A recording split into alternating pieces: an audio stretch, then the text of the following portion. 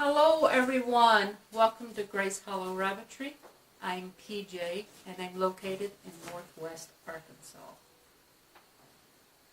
Alright, so maybe you saw my previous video of the reasons I think rabbits are an excellent choice for a homestead, and you have decided, that's great, I want to raise rabbits on my homestead. Well, great, I'm happy to hear that. I'm excited when I come across new people that have decided to get into rabbits. And I'm always happy to share what knowledge I have. And if I don't know an answer, I have people that I can ask around and get an answer, or I can type it up and do some research and find an answer for you. Anyway, welcome to the world of rabbits. What I wanted to talk to you about today for a homestead, my top 10 picks for meat rabbits. So my number one pick is the New Zealand.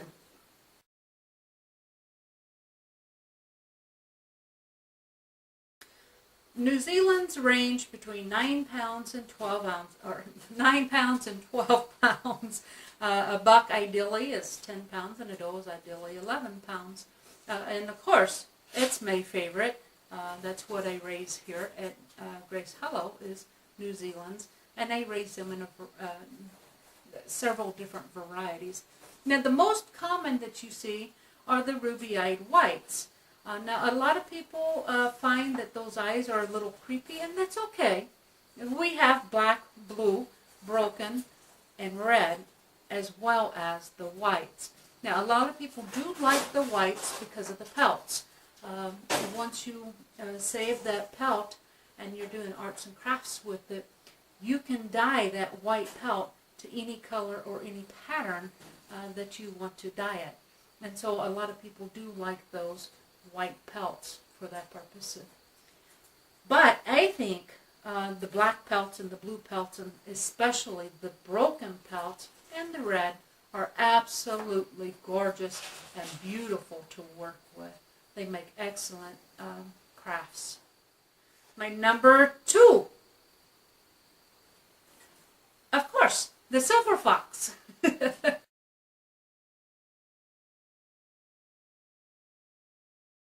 That's the other breed of rabbit that I raise. Now, there's only one variety recognized by ARBA currently, and that's the black. The silver fox have a very unique fur in that it has silvering that comes through, and it's very stunning. A friend of mine once told me that it looks like a starry night, and in a lot of ways it does. Yeah, it's a very beautiful coat, and it's also unique that once you turn it back, it's a stand-up coat. And as far as I know, it's the only commercial meat breed rabbit that has the stand-up coat. And I think they make beautiful pelts. But in addition to the black, there are also blue, which I work with black and blue. There's chocolate. I know a lady and a guy that's working on some torts. And there, I imagine, probably some lilacs. Lilac would be the blue chocolates. There's probably lilac. And I know there's at least one person working on my number three, the Californian.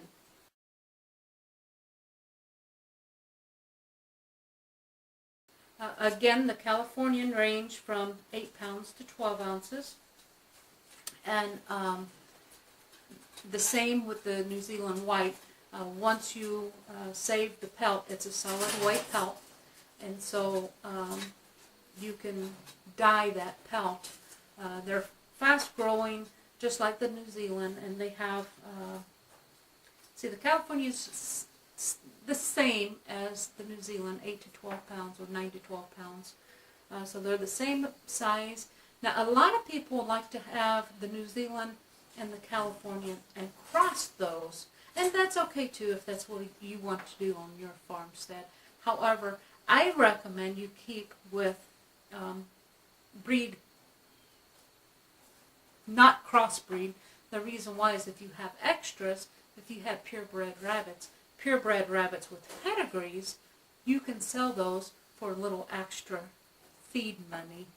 My number 4, the American Chinchilla.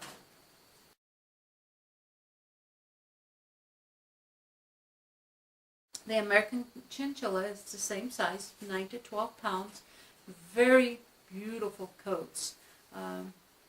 Just very beautiful.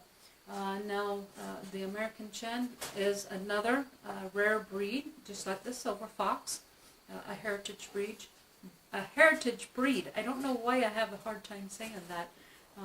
Anyway, they make an excellent meat source or commercial meat breed rabbit as well for your homestead.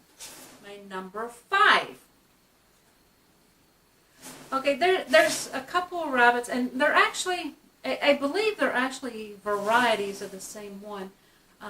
There's the cream d'Argent, there's the champagne d'Argent,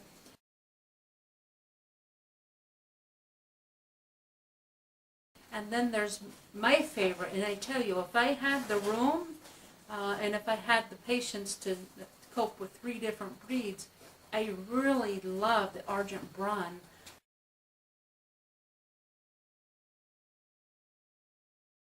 It's a chocolate with that ticking through it. Beautiful, beautiful rabbits. They too are 9 to 12 pounds. And very beautiful pelts. They're just beautiful. That's all I know how to tell you about those, is they're beautiful. They're fast growers. You get, good meat.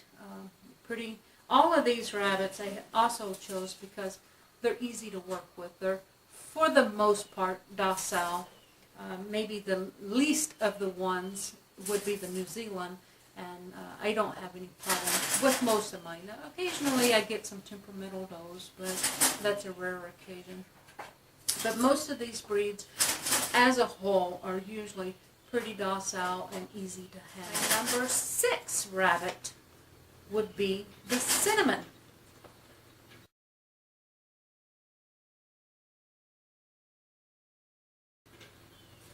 The cinnamon has a unique coat. It's kind of a reddish color that turns into, well, cinnamon. So a unique coat, and again, very beautiful. Good growers, good meat. All of these rabbits are pretty comparable. It just depends on the coloring and the differences in their coats is basically what we're looking at here. Between these rabbits. My number 7 pick, the Palomino.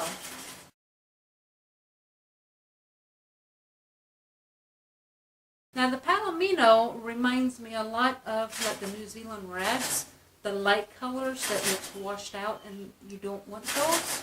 Not in a New Zealand. However, in the Palomino, it's a beautiful, beautiful coat, and it's I don't know, I call it butterscotch, but that's probably not it. It's a golden color. But I do believe there are a couple of different varieties, but the one I'm familiar with and the most common are the golden Palominos.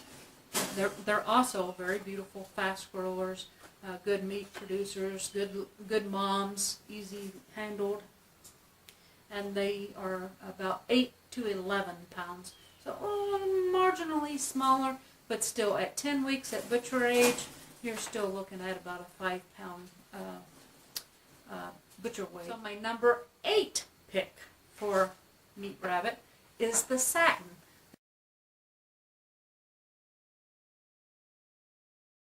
Now the Satin, body type wise, is just the same as all the others. They have the commercial meat breed, the commercial body type. But their coats are different, and the Satin is very different, and it's got a really high sheen to it, so it makes beautiful pelts, beautiful, beautiful, and they too come in a variety, many different varieties to choose from. You can get them in white and many other colors. So if you're interested in satins for the sheen, silky, the fur, they make excellent, unique pelts. and a good choice for a homestead. My number 9 choice is the Standard Rex.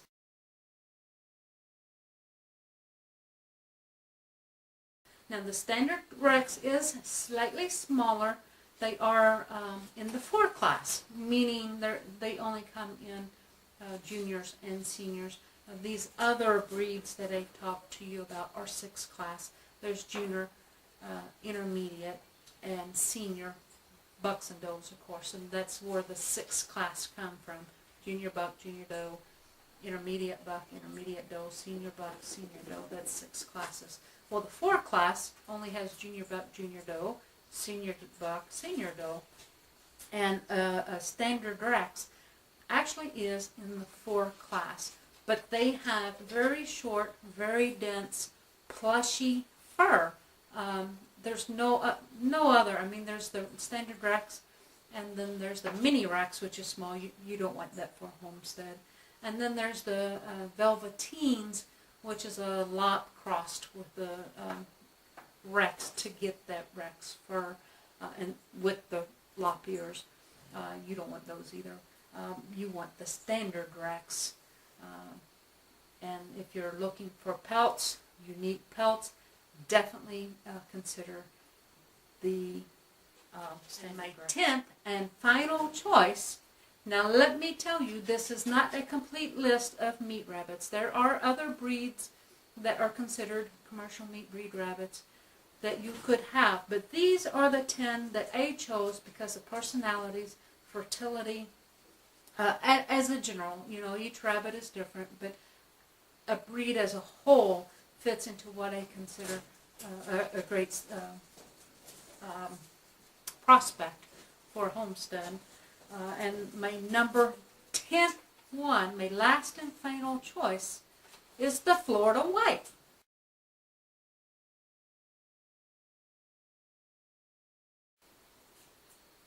Now the Florida White is by far the smallest of these breeds. They are 4 to 6 pounds. Ideally they are 5 pounds. They too are 4 class because they are small. They are white, hence the name, Florida White. They are all white with pink eyes. But they are little bricks. Same body type as all these other breeds I told you, only on a smaller scale. Now they eat a lot less, but otherwise they are, you know, fine to medium in bone. You don't have a whole lot of meat to bone ratio. It's, you know, more meat like these other breeds that I talked about. However, you do have to let them grow out about another 2 to 3 weeks.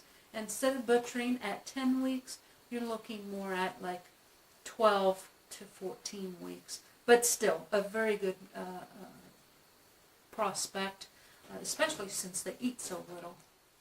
Now there's one other breed I want to talk about, and it's because I don't recommend it as a meat breed rabbit. Now, a lot of people do raise them for meat, and you can. I just don't think they're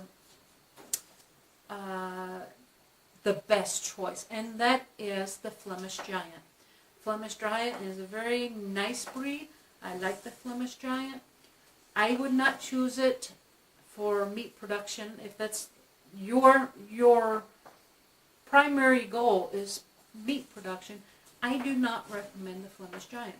Yes, they do get big, but they take their time to get big. It takes them a very long time to grow. And then they eat so much more than any of these other breeds because they are so big. So you're looking at a cost of feed is going up. And then you have the aspect of the meat to bone ratio that I talked about with these other breeds. They have a real heavy bone, and so per pound you're getting less meat and more bone than you would on these other breeds that I've mentioned. Now some do like the Flemish Giant, and for meat production they will cross them with like a New Zealand or a Cali or one of these other breeds and work on them that way, and you can do that. I don't recommend it. Again, like I said before, I recommend breeding purebred rabbits with pedigrees. That way you can sell them and make a little extra money. But primarily you're looking at growing meat. And so if you want to cross, you certainly can do that. So anyway, I hope you check into these 10 breeds of rabbits and consider them for your home. Down below, I'm going to leave some links. One will be to my website, which will have my show schedule, and there's also a link there for available rabbits. And then the second link I'm going to leave you is to our Facebook fan page. That way you can see the pictures and posts of, I usually post almost every day, most of the time something to do with the rabbitry or what's going on, with the garden or other aspects of, this little homestead here. But anyway, check those links out, and be sure to contact me with any questions or just to say hello. Thanks for watching, and until we speak again, God bless.